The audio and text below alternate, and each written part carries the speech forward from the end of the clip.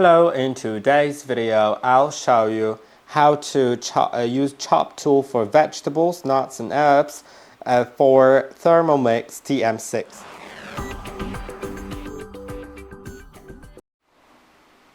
To do it, you can go to the right page and then you'll find different modes. Then the chop mode, which is right here.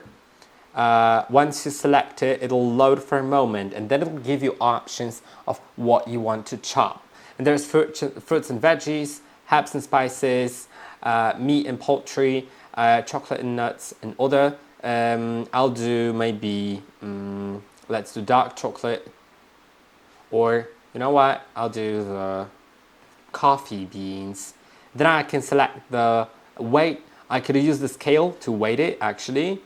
As you can see, weight it and stuff like that. And then I can click on set and it'll automatically turn it on. And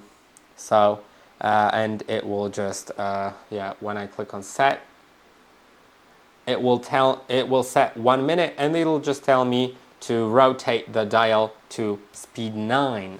Now I'll close that, and that's how you can use the mode. I hope that this video was helpful. Don't forget to like and subscribe, and I'll see you in the next one.